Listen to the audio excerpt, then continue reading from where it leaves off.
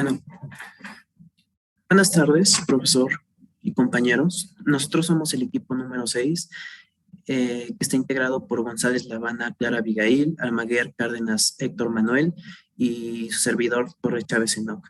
Nosotros vamos a exponer sobre el tema de la tarjeta de video o tarjeta gráfica. ¿Es una tarjeta de video o una tarjeta gráfica?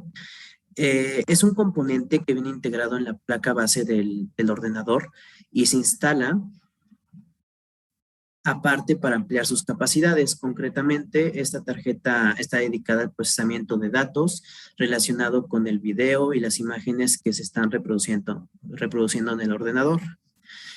Todas las imágenes que ustedes pueden ver en un monitor, desde los gráficos de algún videojuego, algún video o incluso algo tan simple como un documento Word, requiere ser procesado por el ordenador.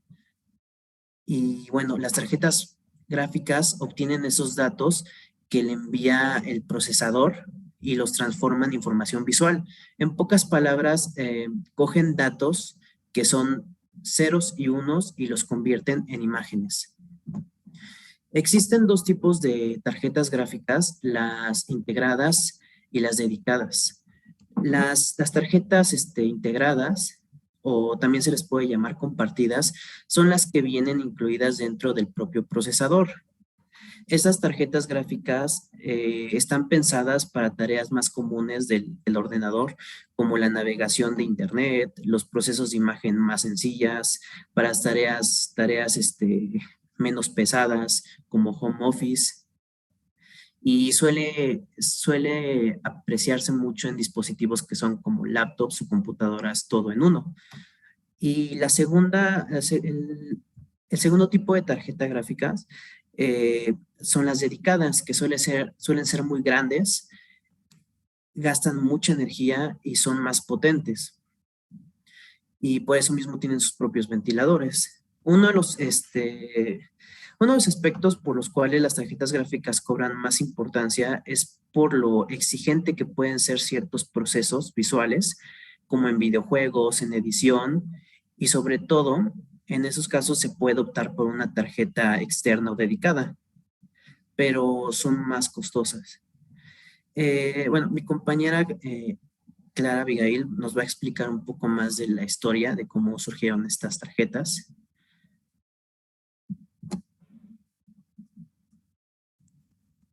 Bueno, aquí es una pequeña tablita donde nos menciona las principales tarjetas a lo largo de los años. La siguiente. Bueno, la primera tarjeta gráfica fue desarrollada por IBM en 1981, conocida como MDA por sus siglas en inglés. Solo trabajaba en modo texto y era capaz de representar 25 líneas de 80 caracteres en pantalla. Contaba con una memoria RAM de video de 4 kilobytes, por lo que solo podía trabajar en una página de memoria. Se usaba con monitores monocromáticos. Su característica tonalidad verde.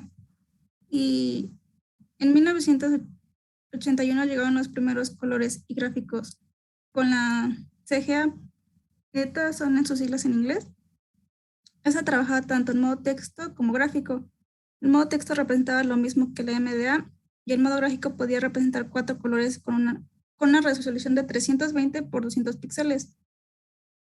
Contaba con 4 veces más memoria que la MDA y podía conectarse a monitores RGB que eran capaces de emitir color. La siguiente, por favor.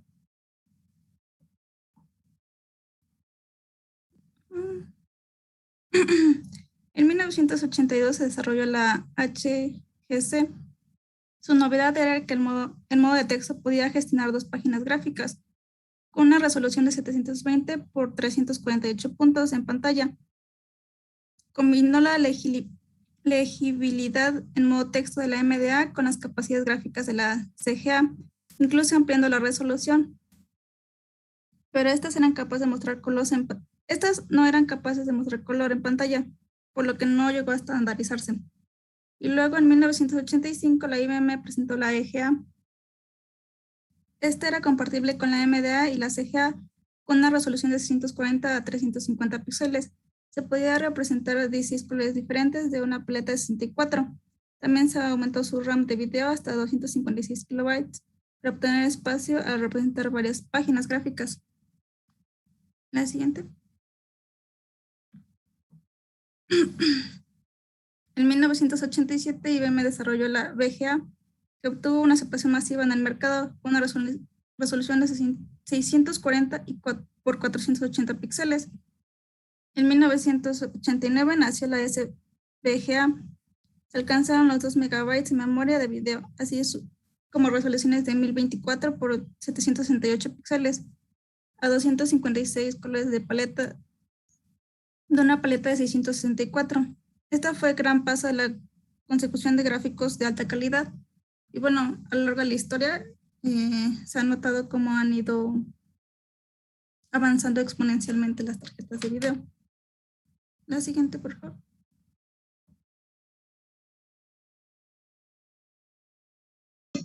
Bueno, ¿qué dentro de una gráfica, bueno, de una tarjeta gráfica y cómo funciona? El corazón de la tarjeta gráfica es el GPU o una unidad de procesamiento gráfico.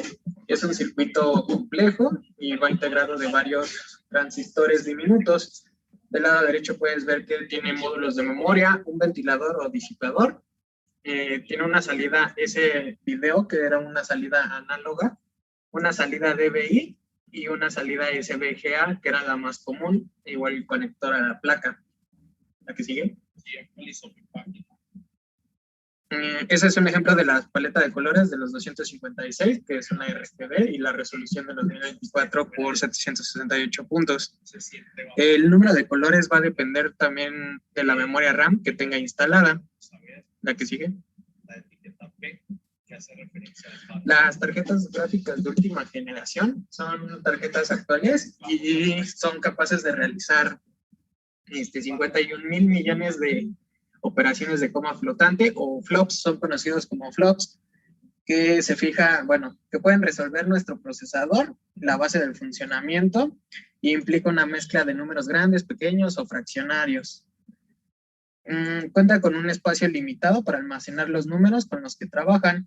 Y bueno, depende también si utilizan 32 o 64 bits, según el tipo de procesador y programa que utilicemos. Si tenemos 32 bits, podremos operar con un menor rango de números que si tenemos 64. Unos ejemplos de las tarjetas gráficas de última es que pueden renderizar 100 dinosaurios de Jurassic Park a 100 fotogramas por segundo. Y tienen más capacidad de coma flotante que un superordenador Cray SB1 de 1998. ¿La que sigue? El GPU, o la unidad de procesamiento gráfico, es un procesador dedicado solamente al procesamiento gráfico, o lo que es los flops, es dedicado a los flops para aligerar la carga de trabajo del CPU. Es muy utilizada en los videojuegos o aplicaciones 3D interactivas. Y bueno, están relacionados con los gráficos que se procesan en la GPU. La CPU puede dedicarse a otro tipo de cálculos o otras actividades. Y la que sigue es nuestra bibliografía. No sé si tenga alguna pregunta o duda. Ya fue todo. Sin preguntas, jóvenes.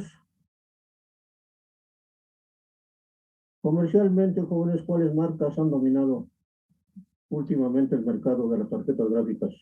Actualmente es NVIDIA y AMD. AMD, ¿la Radeon ya no pinta? Bueno, sí, está fusionada con AMD. Igual son algo caras, o bueno, son excesivamente caras algunas, y muchas se ocupan para el uso de videojuegos. De hecho, de hecho yo igual manejo GeForce GT, que es NVIDIA, y también pues sí tiene ventiladores, se calienta y procesa mucho mejor la calidad de video y las imágenes. ¿Por qué utilizar una tarjeta gráfica externa? ¿Cuál es la necesidad o por qué?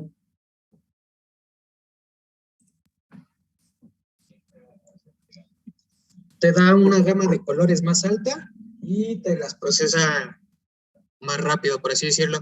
En caso de videojuegos o de procesamiento de imágenes o, por ejemplo, de animación o creación de imágenes, puedes tener más colores, se puede decir, se pueden apreciar mejor y se procesan más rápido. Si no tuvieran tarjeta gráfica externa a un videojuego, ¿qué pasaría? Sería muy lento, bueno, no te daría como la calidad de la imagen real y también, ¿cómo se podría decir? El procesador lo haría muy lento, ya que por así decirlo, la tarjeta se dedica a procesar el video o la imagen y el procesador de la computadora se dedica a hacer otras actividades. Entonces, al hacerlo en una que no tiene, pues se puede calentar el procesador o se puede trabar o no lo puede procesar de la misma manera. Así es. ¿Qué costo tiene una tarjeta gráfica actual? ¿Cómo, perdón? ¿Qué costo tiene una tarjeta gráfica actual? Pues van, ahora sí que desde 1,000 pesos hasta, bueno, la que más cara que vi, creo que me parece eran como 8,000 pesos y algo. Algunas computadoras, por ejemplo, ahorita ya las traen incluidas. Por ejemplo, en el caso de la mía es una GeForce GTX 1060. Entonces ahí pues sí ya la viene incluida en la computadora, pero pues el costo de la computadora sí es muy elevado, a diferencia de una computadora estudiantil o de hogar. Así es. Hay tarjetas incluso más caras que la propia computadora.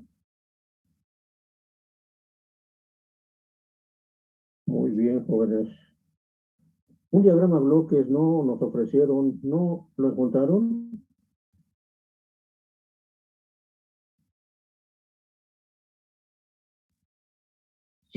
No, bueno, lo estuve buscando, pero ahora sí que no la encontré tan bien, pero aún sigo buscando alguno. Sobre especificaciones de la tarjeta, digo, este equipo es muy importante en una máquina actual. ¿Por qué? Porque tenemos necesidad de mover mucha información gráfica, ¿verdad? Un juego, un videojuego, bueno, por desgracia se ocupan para videojuegos, ¿verdad? La industria del videojuego demanda mucho, ¿cómo se llama? Pues mucha inversión, ¿verdad? Es muy caro, incluso más caro que una aplicación hasta científica, ¿sí? Entonces, la aplicación de esta tarjeta en un videojuego, pues sí, de alguna manera ve los resultados, ¿no? Se ven los resultados. Si no se tuviera, pues simplemente la máquina se traba, se calienta, o no corre, ¿verdad? Se dio la necesidad. Pero bueno, no hay especificaciones así claras para elegir alguna tarjeta gráfica, porque bueno, la variedad de precios es muy grande, ¿verdad? O sea, ¿qué tomamos en cuenta para decidir por una tarjeta de este tipo?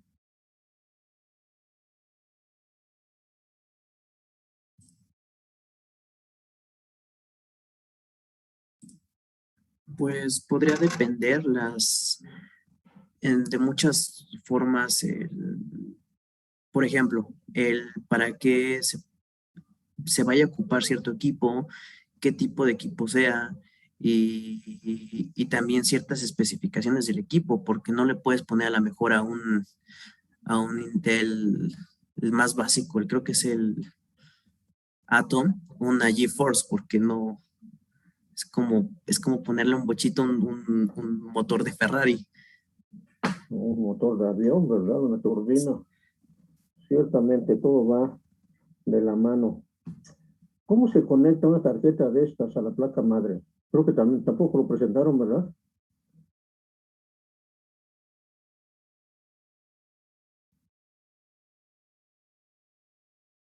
Por ejemplo, aquí las tarjetas allá de 1981 que mencionó la compañera, ¿cómo se conectaron a la placa madre? ¿Y cómo se conecta actualmente a una tarjeta moderna, ¿no? La placa madre.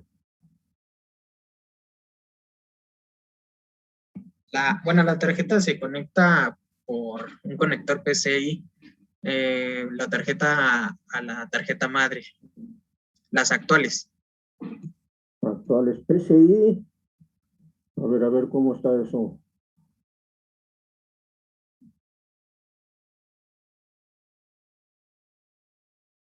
PCI fue un bus que de alguna manera revolucionó, ¿verdad? La computadora había estado quedando muy obsoleta, había necesidad de darle más potencia. Hablamos de 1900, ¿qué será? 90, 94, cuando se vislumbraba la llegada de la multimedia, al menos aquí en el país. Es una tarjeta, pues sí, revolucionó, ¿verdad? La forma de trabajo de una máquina. En ese tiempo, pues sí, ¿verdad? El PCI era la estrellita del momento, pero la conexión ha evolucionado. Actualmente, ¿cuál es la conexión? Después de ir de PCI surgió la AGP y ha venido evolucionando esto. Ahorita, ¿cómo se conecta eso?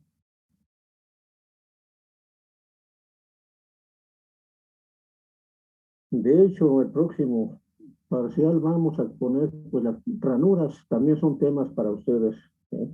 Una semblanza histórica de cómo se ha manejado la conexión de estos equipos a la placa madre. Sí, actualmente pues el PCI Express es el que domina, ¿verdad? Prácticamente la conexión. Obviamente pues han evolucionado mucho las tarjetas madres, ¿verdad? Como usted dice, todo va de la mano, va a la medida, ¿verdad? Y en la especificación pues hay que ver la capacidad del procesador, la densidad de memoria que tienen, la conexión, en fin, muchas cosas, ¿no? Hay que tomar en cuenta y sobre todo, si es a nivel casero como nuestras aplicaciones, pues costos, ¿verdad? Costos. Ok, jóvenes, gracias por su presentación. Estamos 18, 17 de 26, hay gente que nunca ha entrado. A ver, vamos a pasarle. ¿El equipo 1 está presente? El equipo 1, ¿no hay nadie? Sí, profe. ¿Cuál es su nombre? Vargas, Terán, Mauricio. ¿Quién más está presente del equipo 1? ¿Del equipo 2? ¿Nadie? Presente. Muy bien, Presente. equipo 3. Aquí presente. Equipo 4. Presente. Sí. Nada más Presente. uno. Bueno, son 3. Equipo 5. Presente. Ok, equipo 6. Nosotros acabamos de exponer. Equipo 7. Aquí, profe. Presente. Equipo 8. Presente. Equipo 8.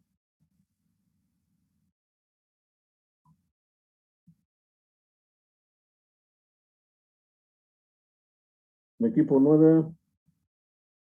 Aquí, presente. ¿Sí están ustedes? Sí, presente. La señorita la Salazar Cruz Alma, Gisela o Gisela, ¿está presente?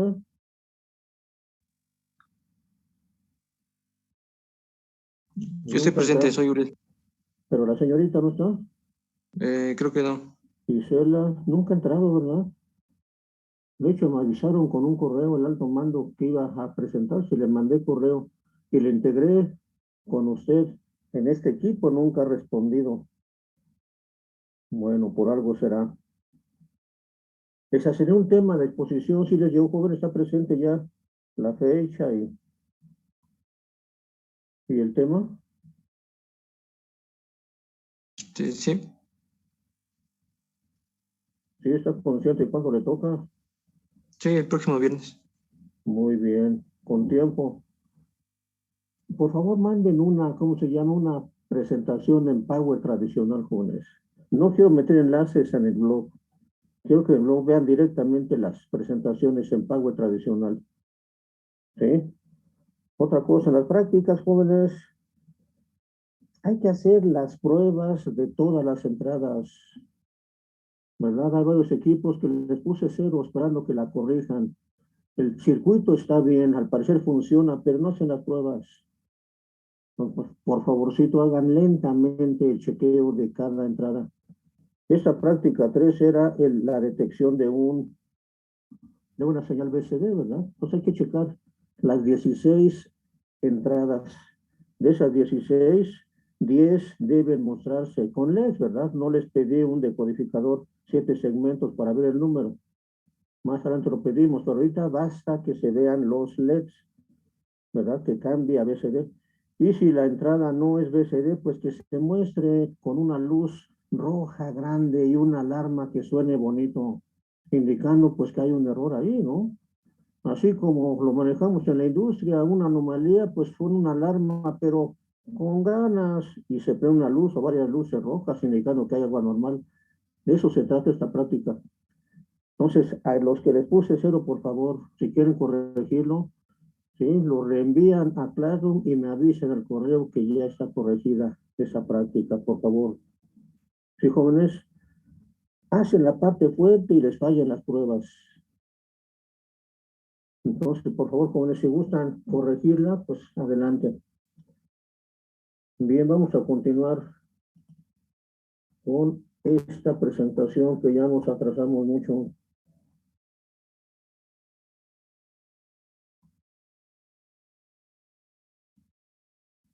Vimos, ¿verdad?, en qué se basa la tercera, no, sí, tercera generación apenas de circuitos integrados, ¿verdad? Que es un chip donde tenemos infinidad de compuertas formando circuitos de mayor complejidad, ¿verdad? No tan complejos, obviamente. Bien, características de esta tercera generación. Sí, se extiende 15 años del 65 al 80 del siglo pasado, ¿verdad? Ya 40 años. Bueno, se basa en la microelectrónica, ¿verdad? Es un negocio, la mercadotecnia siempre nos habla maravillas, ¿verdad? Aunque, bueno, no las cumplan. En ese tiempo, pues sí había microelectrónica, pero no era tan densamente, ¿verdad? Como ahora se tiene. Sí, se implementó el uso de circuitos integrados sustituyendo al transistor como tal, ¿verdad? Ya como pieza única el circuito integrado. Sabemos que ahí tenemos infinidad de transistores. ¿Cuántos? Pues depende del circuito. ¿Sí? Se inició aquí a media, bueno, allá por los 70, 75, 76, yo pienso. ¿Sí? La introducción de memoria de semiconductor. Esta memoria se introduce comercialmente en 1971. Era muy cara al inicio. En ese tiempo el CMOS pues apenas estaba progresando, no es lo que es ahora, ¿verdad? Ocupaba mucho espacio, era muy lento el CMOS, por tanto la memoria con este tipo de semiconductores era muy cara. Ahora, bueno, es la base de la máquina actual, la memoria, ¿verdad? Muy poderosa, muy barata, pero antes no. Bien, con esto se dio la multiprogramación. Obviamente con esto simplificó el diseño del procesador, ¿verdad? Más que eso, aumentó la potencia, ¿verdad? Supuestamente porque, bueno, había varios programas corriendo, ya no uno solo, ¿sí? Bien, se introducen técnicas de concurrencia, precisamente aluciendo a la multiprogramación, ¿verdad? Concurrencia, procesamiento paralelo, pipeline, multiprogramación, multiprocesamiento, etcétera, etcétera. Sí, o sea, fue una nueva forma de hacer trabajar a los CPUs, ¿verdad? Al microprocesador. ¿Por qué lo mencionó la exposición ahorita, ¿verdad? El equipo 6. El CPU se ocupa para muchas cosas. Los gráficos los hace un micro especialmente dedicado para eso. Pues así fue la situación. Sí, se da gran auge nuevamente al sistema operativo como medio para optimizar los recursos de forma automática, como es la filosofía actual de un sistema operativo, ¿verdad? Aprovechar al máximo los recursos con que cuenta la máquina. Obviamente, pues ahora ya es prácticamente automático esto. Antes no había que, pues, hacer circo, maroma y teatro para instalar un sistema operativo, no era tan sencillo. Y entre otras cosas, pues son las características de esta tercera generación. Máquinas representativas, pues IBM. Realmente aquí sí, ¿verdad? Tengo que reconocer que IBM renovó este tipo de máquinas con estos sistemas 360, 370, ¿verdad? Incompatible, como vimos, con las máquinas anteriores. Aquí se empezó a idear la primer familia planeada, ¿sí? Ya con pues compatibilidad, ¿verdad? Aprovechando los modelos anteriores en los modelos nuevos, ¿sí? La empresa DEC pues sigue renovando las máquinas pequeñas con la estructura de un solo bus, ¿verdad? Este PDP-8, su modelo, fue el último que sacó, ya muy parecida a la máquina actual, ¿verdad?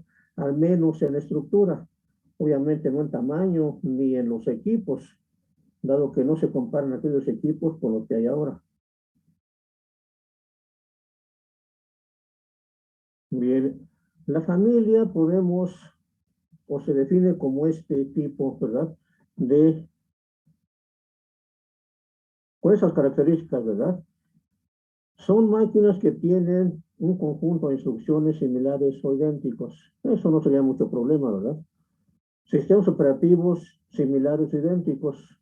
Sí había cierta modificación, ¿verdad? Cierto cambio operativo en los sistemas operativos.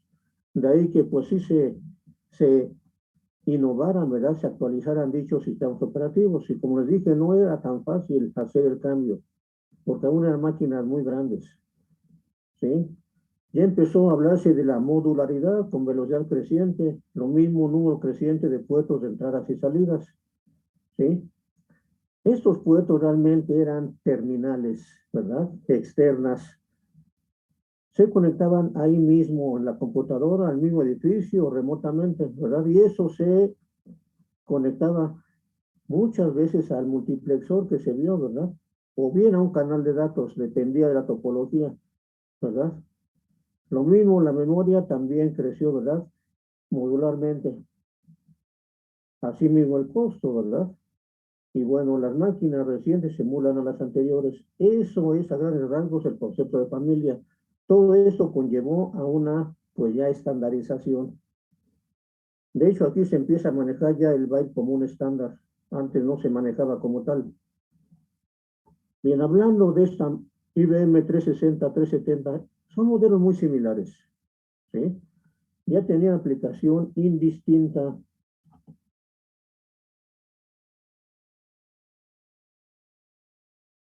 A ver, se me fue aquí. Sí, o sea, manejaban aritmética BCD y ¿cómo se llama? Y binaria, o sea, decimal y binaria, ¿verdad?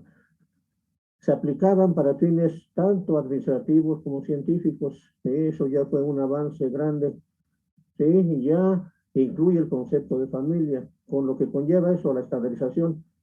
Sí, sistemas operativos semejantes o idénticos, iguales. Y bueno, sí había diferencia física considerable entre modelos.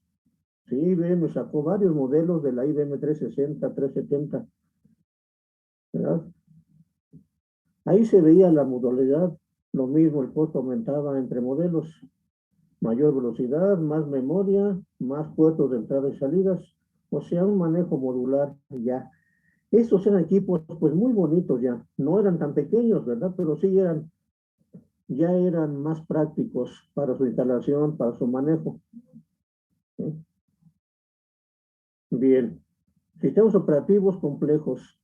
Obviamente aquí había muchos sistemas operativos, ¿verdad? Pero ya muchos de ellos soportaban la multiprogramación, dado que era una característica de esta tercera generación, ¿verdad? También influir en la programación de los equipos.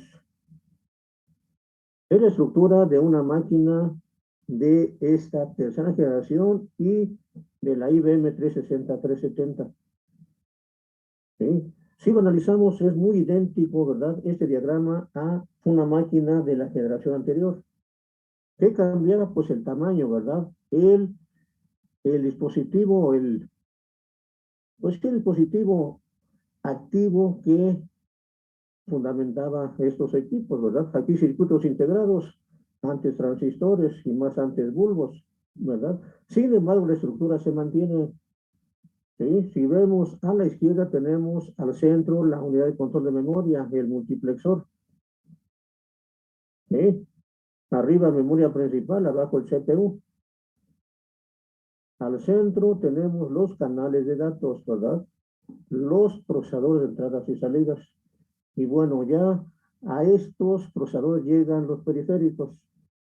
Aquí listamos unidades de disco, unidades de cintas, ¿sí? Y también unidades de control para discos y para cintas. Abajo tenemos consola, lectora de tarjetas, impresora de línea. Sí, en fin, la estructura pues es prácticamente la misma. Aquí tenemos la estructura del CPU de una máquina 360, 370. Sí, y está muy compacto, o al menos representa todo. Se representa pues lo principal, ¿verdad? Y por ser un procesador, tiene mucha similitud con el procesador que hemos venido manejando. Pero abajo tenemos un conjunto de registros específicos. Registro de dirección, registro de instrucción, registro de estado, contador de programa, ¿cierto? Buses internos y arriba tenemos unidades aritméticas, ¿verdad? Aquí tenemos una de punto fijo, una de punto flotante y una unidad aritmética para manejo de aritmética decimal. ¿Sí? Los registros pues no se incrementaron mucho, ¿verdad? Registros de 32 bits, o sea, binarios, 16 únicamente. Los 4 registros de punto flotante, ¿verdad? O sea, no sé si fue intencional que no les hayan aumentado a estas máquinas el número de registros, ¿verdad? Pero eso de alguna manera los hace más rápidos. Bien, los formatos de almacenamiento, pues también variaron mucho, ¿verdad? Aumentaron en número, tal vez en complejidad también, ¿verdad? Para aritmética decimal teníamos los caracteres colocados uno a continuación del otro, el ABCD, por lo tanto de 4 en 4, ¿verdad? Y había también palabras donde en cada dígito había huecos, espacios del mismo tamaño, pues era por comodidad para interpretar dicha información. Para la aritmética binaria teníamos el tradicional, ¿verdad? Exponente mantisa con el bit menos significativo para el signo. ¿Sí? Bien, para instrucciones, aquí se aumentó mucho el formato de las instrucciones. ¿Sí? Había instrucciones de registro, con un código de operación y 2 registros.